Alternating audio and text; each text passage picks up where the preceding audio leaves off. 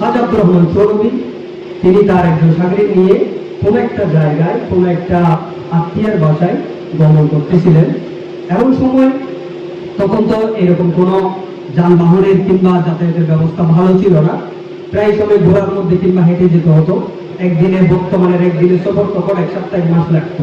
তো যেহেতু তিনি যাত্রা সফর করতেছেন, ততটুকু যাওয়ার পর তিনি বিশ্রাম নিচ্ছেন। যেহেতু দুর্গম রাস্তা, বিশ্রাম নেওয়ার পর তিনি আবার তার পথ চলা অতিক্রম করলেন। অতিক্রম করার পর তিনি কতটুকু গিয়ে আবার থেমে গেলেন, কারণ তিনি লক্ষ্য করলেন তার জামার মধ্যে একটা পিঁপড়া আছে। এত খেয়াল করবেন, তিনি যেখানে বিশ্রাম করেছেন সেখান থেকে কয়েক কিলোমিটার দূরে চলে যাওয়ার পর তিনি দেখতেছেন তার জামার মধ্যে একটা পিঁপড়া আছে। তিনি এই পিঁপড়াটা দেখে, আমরা যদি হতাম তাকে ফেলে দিতাম অথবা আরেকটু চাল হয়ে মেরে ফেলতাম, কিন্তু কাজী আব্দুর রহমান চৌধুরী কি করলেন, ওই যতটুকু পথ অতিক্রম করলেন সেখান থেকে আবার ব্যাক করলেন।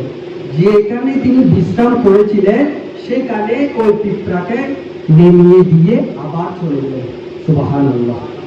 এবার চিন্তা করে দেখুন, আমরা কোন সিলসিলায় আছি, কোন পীরের মধ্যে আছি, কোন রাস্তার মধ্যে আছি।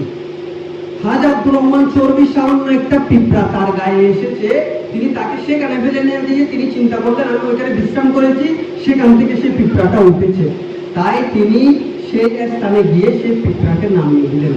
আর আমি আপনি চিন্তা করেন, কত গুনাহ করতেছি, কত পাপ করতেছি, কত হক মেরে খাচ্ছি, সেই চিন্তা আমরা করছি না। আমরা এই দুনিয়াতে 50-60 বছর যেটা বাঁচবো সেটা নিয়ে অনেক কিছু চিন্তা করতেছি।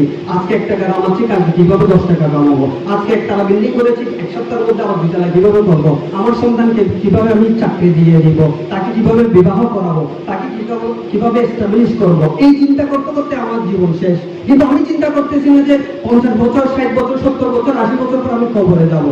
সেখানে কি করবো, সেখানে করার আগে, চিন্তাটা করার আগে এই দুনিয়াতে যতদিন হায়াত আছে এই চিন্তাটা আপনাকে করতে হবে যে আমি কবরে গিয়ে শান্তি কিভাবে পাবো।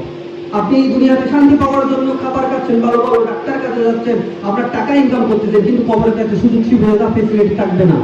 সেখানে ফেসিলিটি হবে আপনার দুনিয়া। আপনি যত ভালো কাজ করেছেন বা সবকে জারিয়ার কাজ করেছেন, এই যত ভালো আমলগুলো করেছেন বা করবেন, এইগুলো আপনার কবরে যাবে এবং সেই হিসেবে আপনার সুখ অসুখ কবরে থাকবে।